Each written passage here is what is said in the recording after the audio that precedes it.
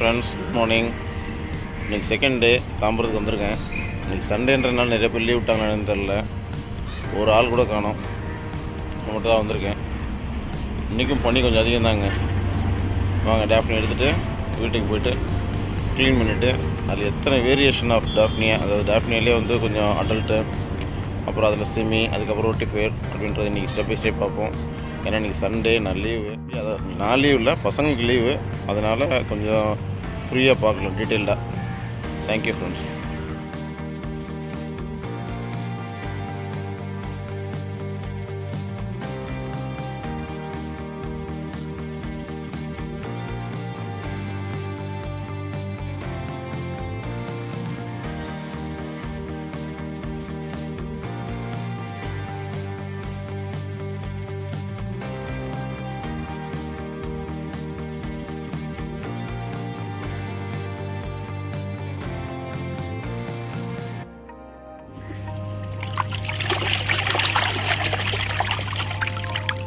Zoom பண்ணி காட்டணுன்றதுக்காக தான் இந்த மெஷ்ஷோட சைஸ் உங்களுக்கு காட்டுறது. நார்மலாக டாஃப்னியாக கலெக்ட் பண்ணுற நெட்டு நீங்கள் கொளத்தூர் மார்க்கெட்டில் நெட்டு தைக்கிறாங்க இல்லையா, அவங்ககிட்ட கேட்டாலே கொடுப்பாங்க. இது நார்மல் டாஃப்னியா நெட்டு.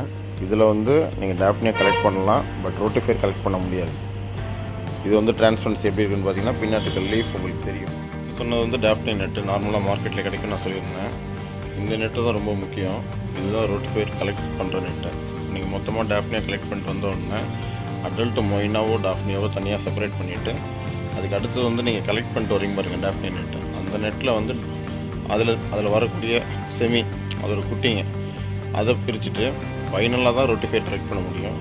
அந்த மெஷ் இது தான். இந்த மெஷ்ஷோட என்ன நம்பர், இது எப்படி கேட்டு வாங்குறது அப்படின்றத டீட்டெயிலாக டிஸ்கிரிப்ஷனில் தரேன்.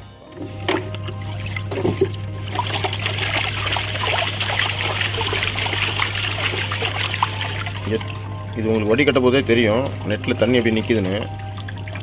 இப்போ நான் என்ன மூவ் பண்ணுங்க பாருங்கள், இது மூவ் பண்ணால் தெரியும் தண்ணி உங்களுக்கு குறையும். பின்னாடி பார்த்தீங்கன்னா 3 ஃப்ளோரில் இதுதான் 3 வேரியேஷன் இருக்குது. அது ஒரு ப்ரைஸ் ரொட்டிஃபேர், அதாவது அது ஒரு ப்ரைஸ் இல்லை, ரொட்டிஃபேர் தனி. அதுலேயும் 1-2 மெயினாக இருக்க தான் செய்யும், சரிங்களா? அது அவாய்ட் பண்ண முடியாது, பட் அதையும் ஃபில்டர் பண்ணி தான் நம்ம போடணும். இப்போ நான் வேரியேஷன் காட்டுறேன் பாருங்கள்.